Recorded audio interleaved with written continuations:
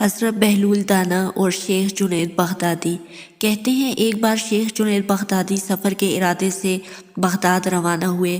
حضرت شیخ کے کچھ مرید ساتھ تھے۔ شیخ نے مریدوں سے پوچھا، تم لوگوں کو بہلول کا حال معلوم ہے؟ لوگوں نے کہا، حضرت وہ تو ایک دیوانہ ہے، آپ اس سے مل کر کیا کریں گے؟ شیخ نے جواب دیا، ذرا بہلول کو تلاش کرو، مجھے اس سے کام ہے۔ مریدوں نے شیخ کے حکم کی تعمیل اپنے لیے سعادت سمجھی۔ تھوڑی جستجو کے بعد ایک صحرا سے حضرت بطول کو ڈھونڈ نکالا اور شیخ کو اپنے ساتھ لے کر وہاں پہنچے۔ شیخ بہلول کے سامنے گئے تو دیکھا کہ حضرت بہلول سر کے نیچے ایک اینٹ رکھے ہوئے دراز ہیں۔ شیخ نے سلام کیا تو بہلول نے جواب میں کہا، پوچھا تم کون ہو؟ شیخ نے جواب دیا، میں ہوں جنید بغدادی۔ تو اے ابو القاسم، تم ہی وہ شیخ بغدادی ہو جو لوگوں کو بزرگوں کی باتیں سکھاتے ہو؟ جی ہاں، کوشش تو کرتا ہوں، شیخ نے جواب دیا۔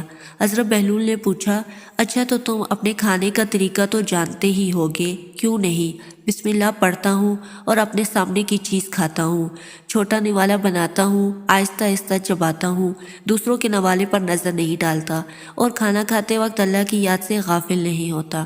پھر دوبارہ کہا، جو لقمہ بھی کھاتا ہوں الحمدللہ کہتا ہوں، کھانا شروع کرنے سے پہلے ہاتھ دھوتا ہوں اور فارغ ہونے کے بعد بھی ہاتھ دھوتا ہوں۔ یہ سن کر بہلول اٹھ کھڑے ہوئے اور اپنا دامن شیخ جنید کی طرف جھک کیا۔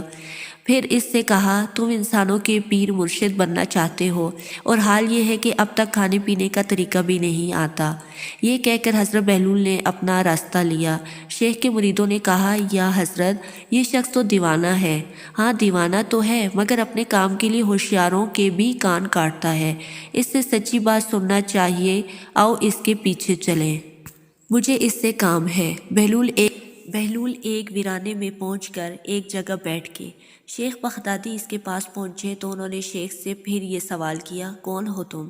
میں ہوں بغدادی شیخ، جو کھانا کھانے کا طریقہ نہیں جانتا۔ بہلول نے کہا، خیر تم کھانا کھانے کے آداب سے تو ناواقف ہو، لیکن گفتگو کا طریقہ تو جانتے ہی ہوگے۔ شیخ نے جواب دیا، جی ہاں جانتا تو ہوں، میں ہر بات ایک اندازے کے مطابق کرتا ہوں، بے موقع اور بے حساب نہیں بولے جاتا۔ سننے والوں کی سمجھ کا اندازہ کر کے حلقے خدا کو اللہ اور اس کے رسول کے احکام کے بارے میں بتاتا ہوں۔ یہ خیال رکھتا ہوں کہ اتنی باتیں تو نہ کہوں کہ لوگ مجھ سے بیزار ہو جائیں۔ باطنی اور ظاہری علوم کے نقطۂ نظر میں رکھتا ہوں۔ اس کے ساتھ گفتگو کے آداب سے متعلق کچھ اور باتیں بھی بیان کی تو بہلول رخ نہ کیا۔ کھانا کھانے کے آداب تو ایک طرف رہے، تمہیں تو بات کرنے کی ڈھنگ بھی نہیں آتا۔ یہ شیخ سے منہ پھیرا اور ایک طرف چل دیے۔ مریدوں سے خاموش نہ رہا گیا۔ انہوں نے کہا، یا حضرت یہ شخص تو دیوانہ ہے، آپ دیوانے سے بھلا کیا توقع رکھتے ہیں؟ بھئی مجھے تو اس سے کام ہے، تم لوگ نہیں سمجھ سکتے۔ اس کے بعد شیخ نے پھر بہلول کا پیچھا کیا۔ بہلول نے مڑ کر دیکھا اور کہا، تمہیں کھانا کھانے کی اور بات کرنے کا ادب نہیں معلوم ہے، سونے کا طریقہ تو تمہیں معلوم ہی ہوگا۔ شیخ نے کہا، جی ہاں معلوم ہے، جب میں عشاء کی نماز اور درود و وظائف سے فارغ ہو جاتا ہوں تو سونے کے کمرے میں چلا جاتا ہوں۔ یہ کہہ کر شیخ نے سونے کے وہ آداب بیان کیے جو انہیں بزرگان دین کی تعلیم سے حاصل کیے ہوئے تھے۔ بہلول نے کہا، معلوم ہوا ہے کہ تم سونے کے آداب بھی نہیں جانتے۔ یہ کہہ کر بہلول نے جانا چاہا تو حضرت جنید بغدادی نے ان کا دامن پکڑ لیا اور کہا، اے حضرت میں نہیں جانتا، اللہ کے واسطے تم مجھے سکھا دو۔ کچھ دیر بعد بہلول نے کہا، میاں یہ جتنی باتیں تم نے کہیں سب بات کی چیزیں ہیں، اصل بات مجھ سے سنو۔ کھانے کے اصل طریقہ یہ ہے کہ سب سے پہلے حلال کی روزی ہونی چاہیے۔ اگر غذا میں حرام کی آمیزش ملاوٹ ہو جائے تو جو آداب تم نے بیان کیے ہیں ان کے برتنے سے کوئی فائدہ نہ ہوگا اور دل روشن ہونے کے بجائے اور تاریک ہو جائے گا۔ شیخ جنید نے بے ساختہ کہا، جزاک اللہ خیر۔